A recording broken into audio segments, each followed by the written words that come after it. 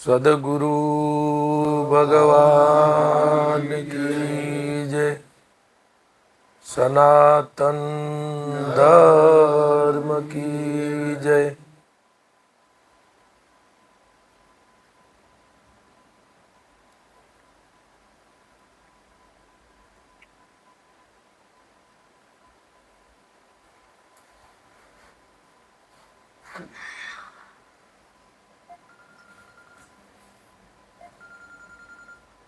આપણે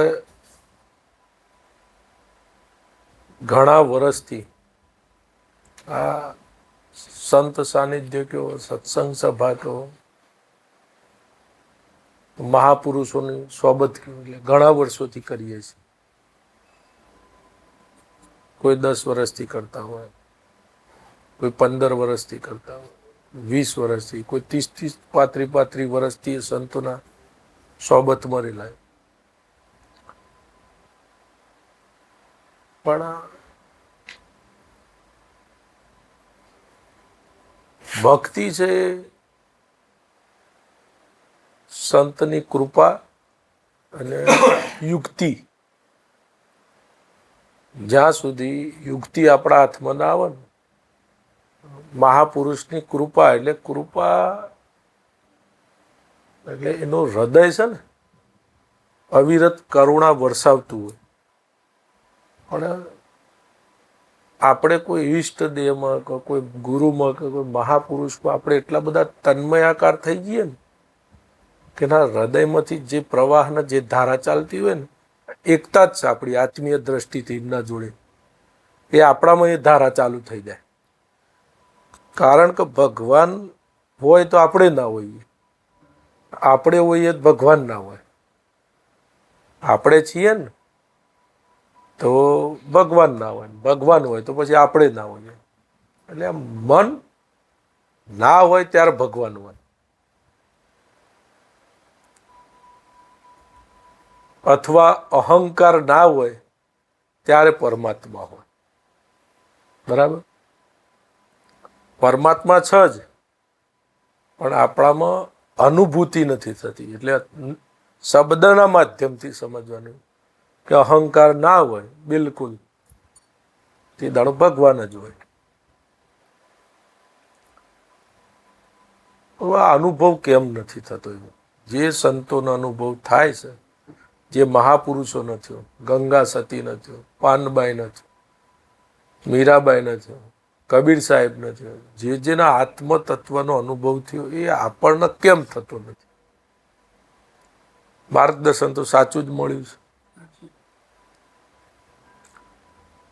હું શરીર નથી, આત્મા છું એવું હજારોની પણ લાખો માણસો કહી રહ્યા છે,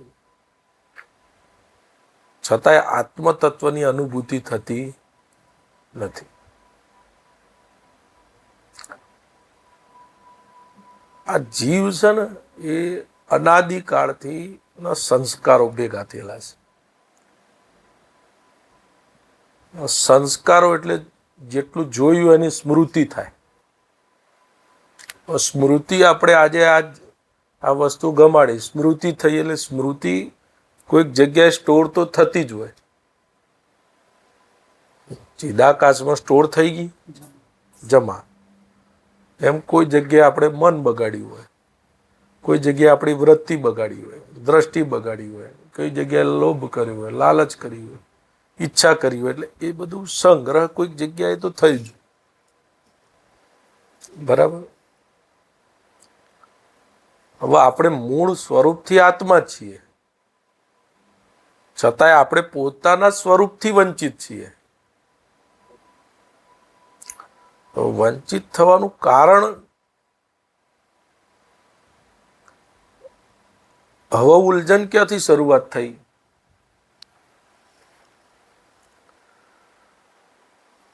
કોઈ કે ભાઈ ધ્યાન કરો. તમે આંખ બંધ કરી ધ્યાન કરવા બેસો એટલે જ્યારે કોઈ જ ના હોય ને તમે તમારામાં હોય તો ધ્યાન થાય. પણ એવું તો થતું નથી. આપણે આંખ બંધ કરીએ એટલે તો કેટલી જાતના વિચારો ચાલુ થઈ જાય છે.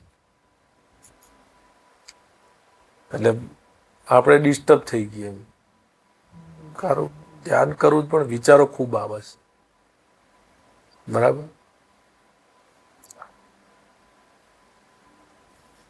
કોઈ યોગના માર્ગે હોય, વૃત્તિનો નિરોધ, વૃત્તિને બ્રેક મારવા જાય તો અનંત જન્મોની સ્મૃતિઓ, સંકલ્પો, ભાવનાઓ, સંજ્ઞાઓ પડી હોય અને તમે નિરોધ કઈ રીતે કરી શકો? અત્યારે હાલ હું દબાઈ રાખું મનના, પણ એ બધી વસ્તુઓ સ્મૃતિમાં આવવાની ને.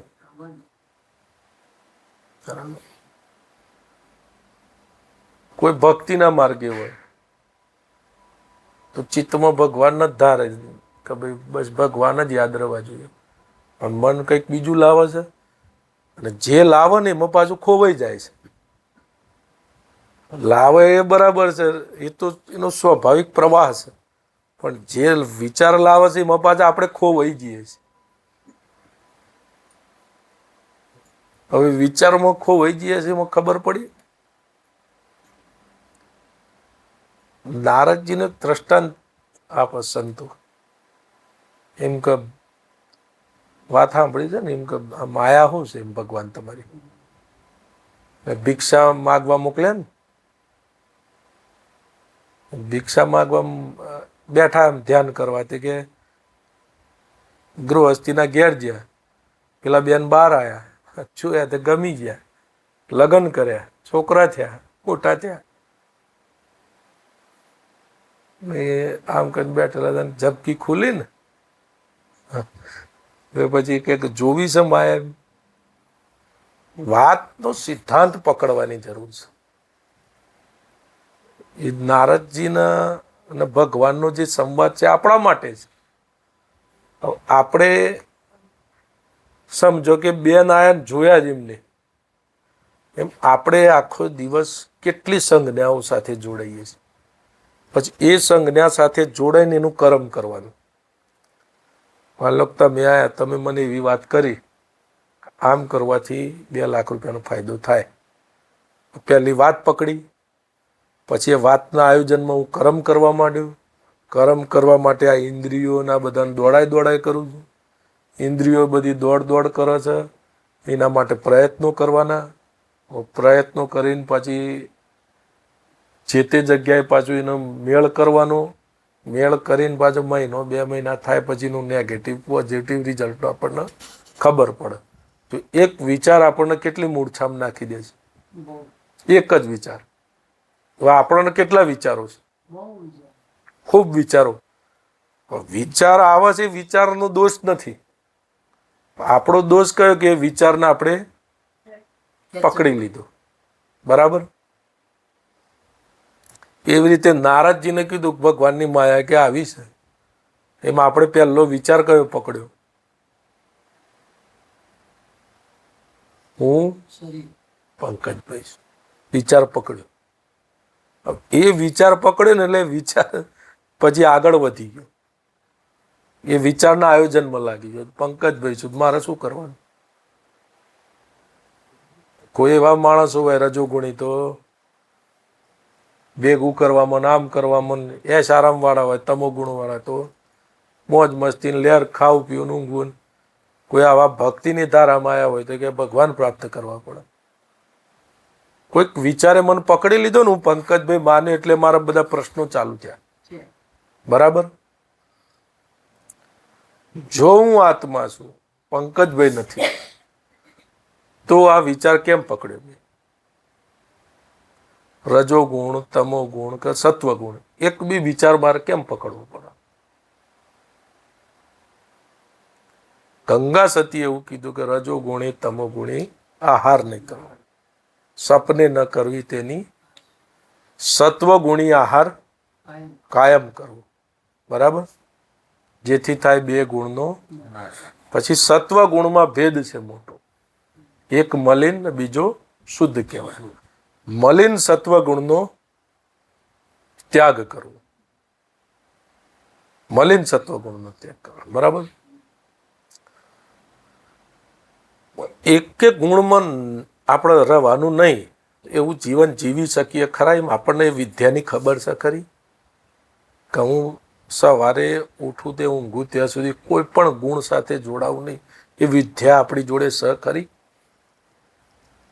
આપણે 3 ગુણ છોડીને આપણામાં રહી શકીએ ખરા? પાવર તો ત્યાંથી જ મળે છે, આત્માનો પાવર આપણી જોડે છે નહીં, એટલે આપણે નિસ્તેજ છીએ. ભગવાને અર્જુનને કીધું ને, અર્જુન જ્યાં પણ તેજ જેવું દેખાય ને ત્યાં હું જ છું. એમ આપણી અંદર તેજ ના આવવાનું કારણ કોઈ ને કોઈ ગુણ સાથે આપણે જોઈન્ટ છે. તો ગુણ કઈ બંધ થવાના છે? ગુણ તો પ્રકૃતિ છે. હવે એ સમજો કે પ્રકૃતિએ આપણને બાંધ્યા છે કે આપણે પ્રકૃતિના અધીન થયા છીએ. પ્રકૃતિના અધીન આપણે હાથે કરીને થયા છીએ, પ્રકૃતિ આપણને અધીન કરેલા છે હાથે કરીને. એ વિદ્યા કહીને બ્રહ્મ વિદ્યા કહેવાય. આ વિચાર છે ને, વિચાર શરણાનંદજી એવું કહેતા હતા, ચિશંગ બાપાએ બોલેલા છે. વર્તમાન સુધારો.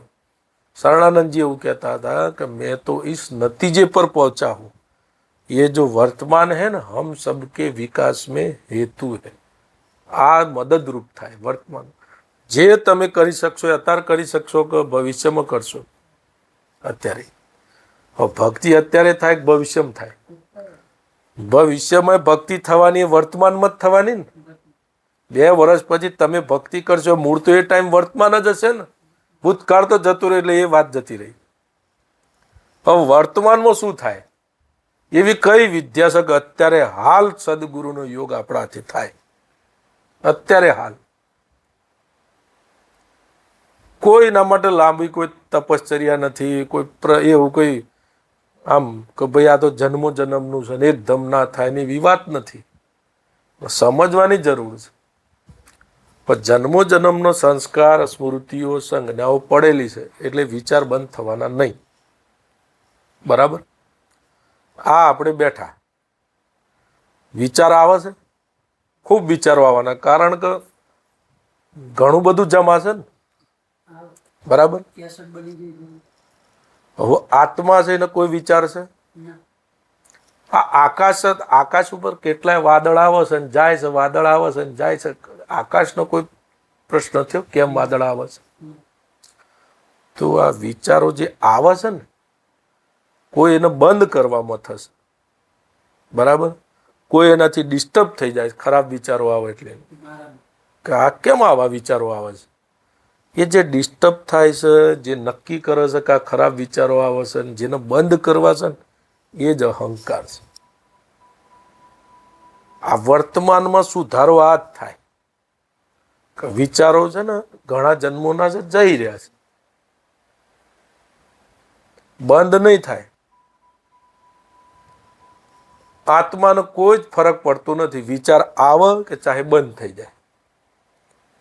તો આ વિચારથી કેમ ડિસ્ટર્બ થઈએ છીએ આપણે? આખા દિવસ દરમિયાન, ઘણા વર્ષ પહેલા વાત થઈ હતી, આખા દિવસ દરમિયાન દાખલા તરીકે 1500 વિચાર આવ્યા. બરાબર? તમે આત્મા જ છો તો 1500 હાજ પડે 0 થઈ જવા જુઓ.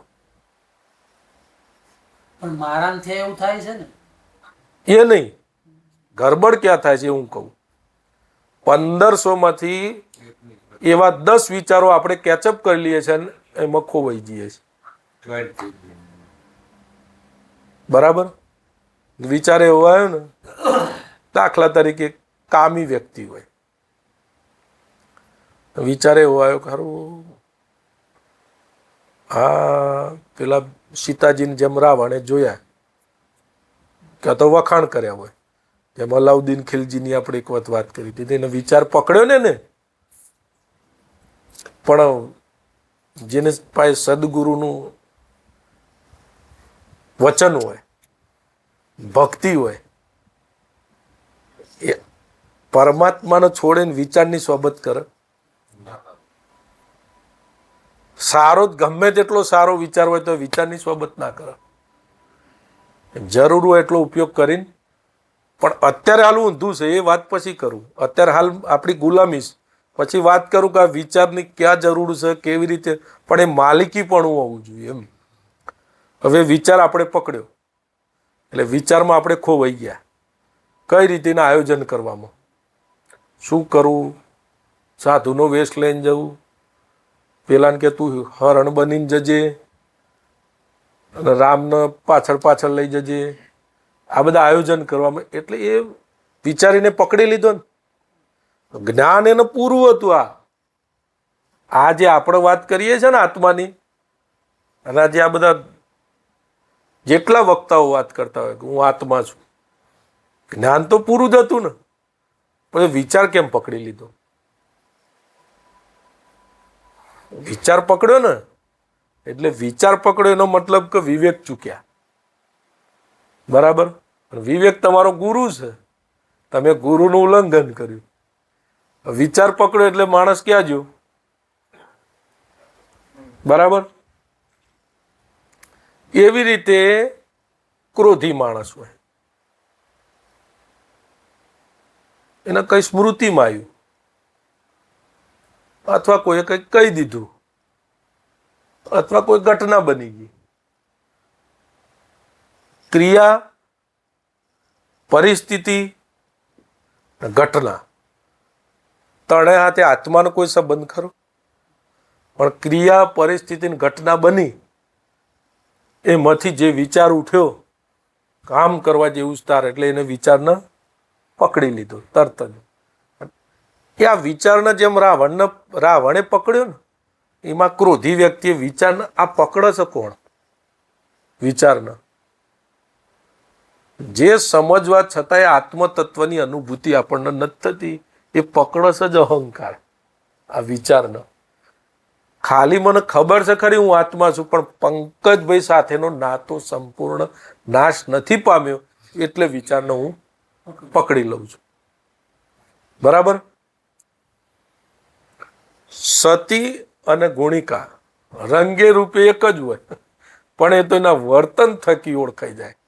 વર્તન કરો ને એટલે ખબર પડી જાય કે ઓહો આ તો કાલ કપડાં જ પહેર્યા, તરત જ ખબર પડી જાય.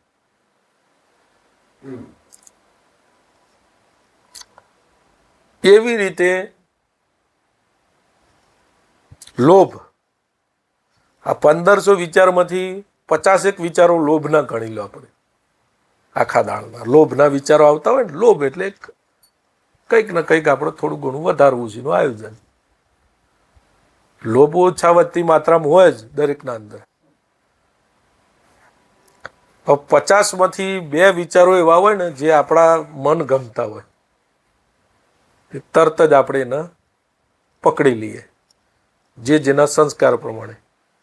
કોઈ એવો વ્યક્તિ હોય તો કે હારું આમ કરવાનું છે ને, ખાલી પેલાને માથામાં મારવાનું છે ને, તમને 10 લાખ આલી દે, તરત જ વિચાર.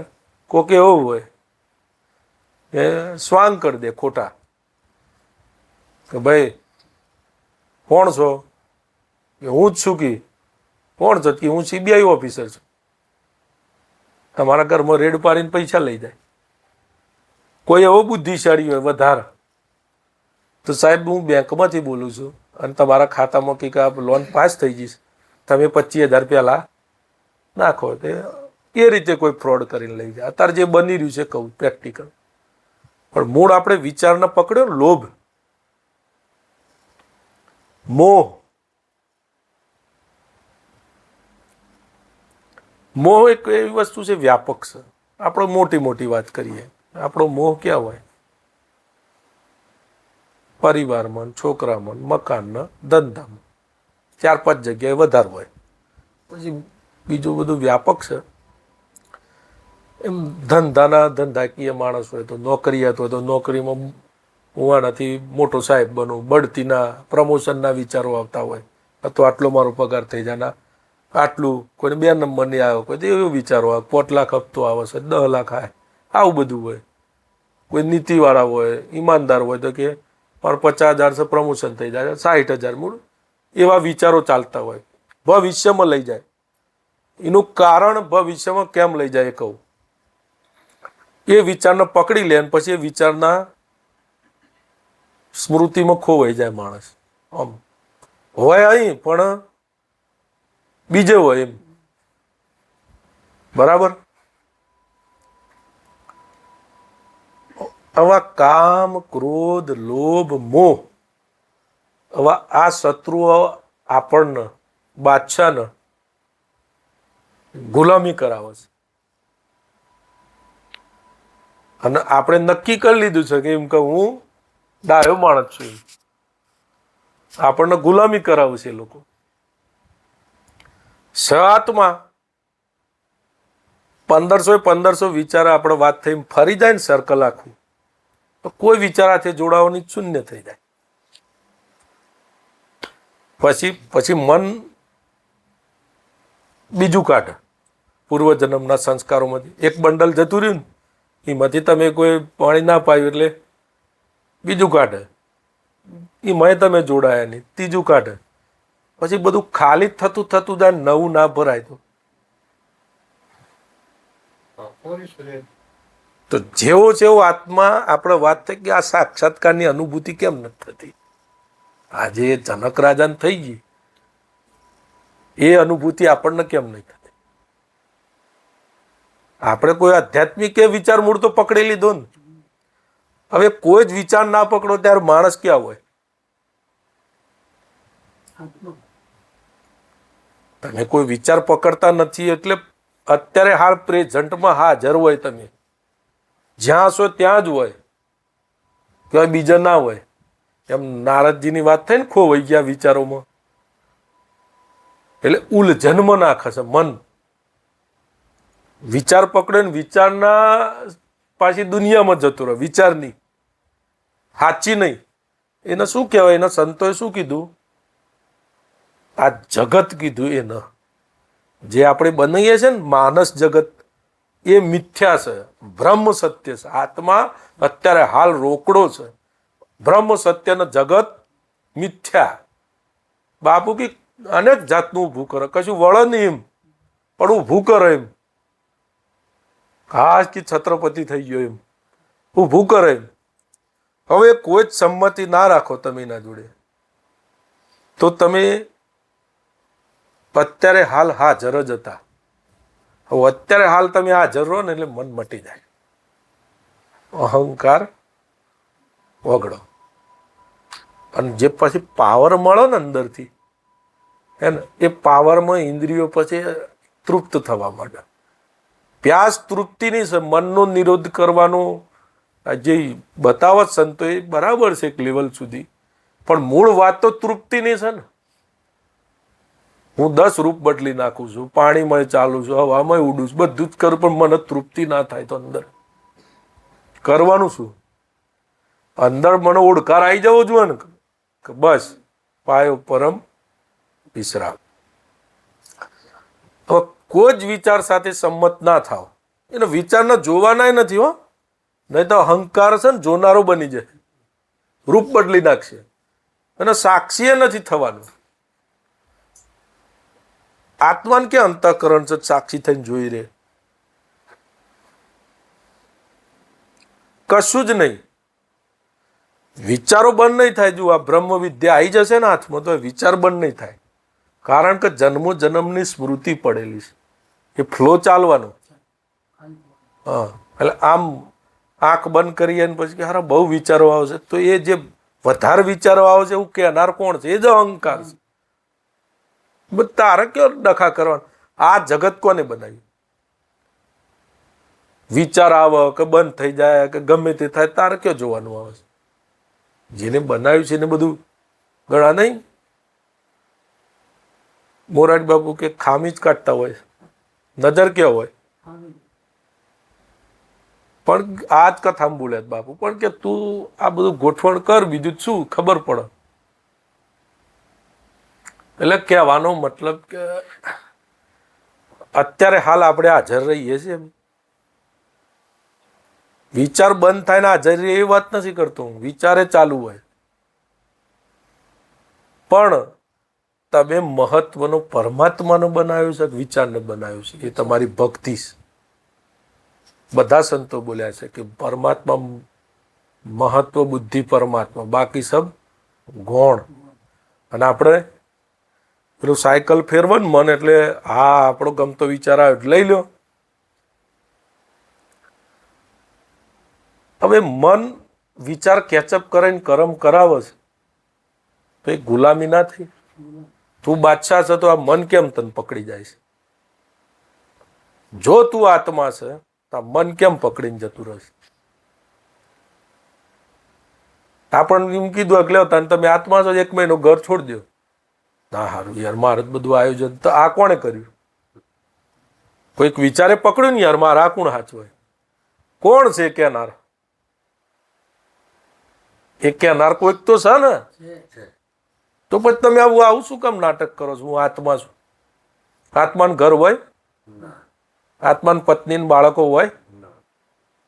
આપણો બાપુનું એક રેકોર્ડિંગ છે કે સત્પુરુષ પરીક્ષા કરે તો લગભગ કે ફેલ જ જાય, પાસ જ ના થાય. સગુ વ્યવહાર છે ને એ તો એના વર્તનથી. આત્મા છે તો આત્માનું જ વર્તન હોય.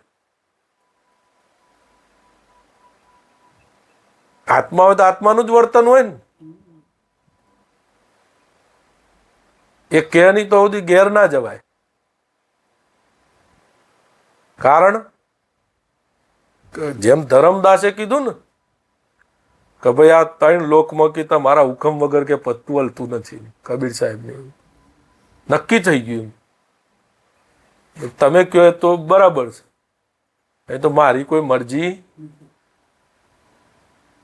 ભગવાનની મરજીમાં આપણી મરજી થાય છે આપણાથી?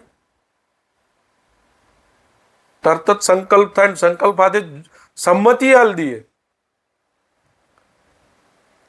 સંકલ્પ થઈ જાય ને સંકલ્પને સંમતિ હાલ દે માણસ. ઓકે તારી વાત સાચી છે, ના જવાય, ટાઈમ બગડે. પણ એ બધું સાચવશું એક દાડો બધું પડ્યું નહીં રે. પડ્યું રહેશે ને તે દાડો. બસ બાપુ કે સારું કશો વાંધો નહીં, ટાઈમ નથી. એવી જગ્યાએ ગોઠવવામાં આવશે ને ફૂલ ટાઈમ હે કે કમ્પ્લેટ એવી જગ્યાએ ગોઠવવામાં આવશે ને 100% નવરાજ. કશું કમાવાનું નહીં, તેલ નહીં લાવવાનું, ખાંડ નહીં લાવવાનું, ઘી ગોળ દૂધ દહીં છાશ કશું જ નહીં. પગાર નહીં, ચેક નહીં, બેંક નહીં, કશું જ નહીં. ગૂગલ પે નહીં, ફોન પે નહીં, કશું જ નહીં. હા, બધું જ 2 ટાઈમ જમવાનું મળી જાય, મસ્ત લેર કરો. પણ ત્યાં આ સત્સંગ નહીં હોય. એટલે કહેવાનો મતલબ પછી જીવ છે ને એના સંસ્કાર પ્રમાણે એવી યોનિમાં જ જાય. કારણ કે વિચારને મહત્વ આપી દીધું એને. અને કોઈ પણ સંકલ્પ કરો ને તમે વારે ઘડીએ, મારી જોડે ટાઈમ નહીં, મારી જોડે ટાઈમ નહીં, તમારો ને તમારો સંકલ્પ સિદ્ધ થાય. મારી જોડે ટાઈમ નથી એવું જ થવા માંડે. પાઈની પેદાશ નહીં, ઘડીની નવરાશ નહીં, એવું થઈ જાય. હવે વાત મુદ્દાની એ હતી, જો આપણે આત્મા છીએ, બધા વક્તાઓ એવું કે અમે આત્મા છીએ, તો આ મનની ગુલામી બંધ થઈ? મનની ગુલામી બંધ થાય?